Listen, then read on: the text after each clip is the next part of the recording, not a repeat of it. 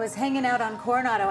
My cousin is in town. Went to Coronado. She loves it. She's never seen it. Yeah. But I said, you can't get in the water. The bacteria are high. It affects Coronado too, of course, South Bay all the way up. So Yeah. Those signs are just constantly posted. Right. They never go. It's so for over 2 disappointing years. beyond. Yeah.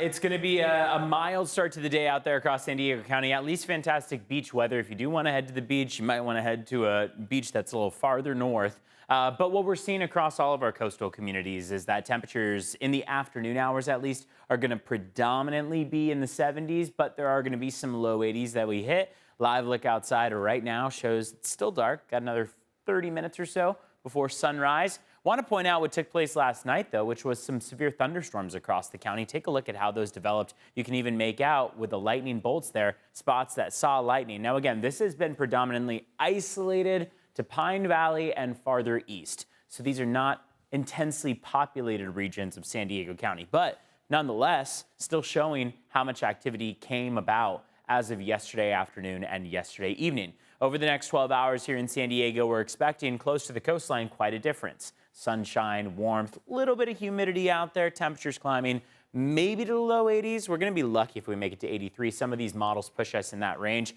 Again, models have different viewpoints of where we're going to go by the end of the day. And some project 83 degrees, some project, say, 79 degrees, but we'll keep an eye on what that looks like along our coastal communities. No thunderstorm potential at the coast, but if we look at areas like Pine Valley, there are some numbers that start to climb.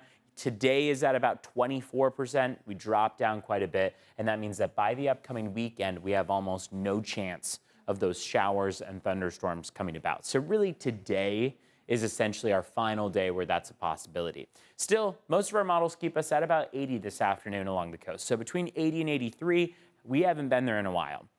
When you look along other parts of the coastline, Carlsbad, 77 this afternoon, 75 for Del Mar. It's warmer, much warmer as we make our way east. So you can see Escondido, 90 this afternoon, 91 for El Cajon, 92 for Julian. Coastline is a very comfortable spot around the county. Temperatures are going to be in the 70s and upper 70s to low 80s today, dropping down to about the mid 70s as we get into the upcoming weekend. Today and tomorrow are weather impact alert days across our inland valleys because of those 90s.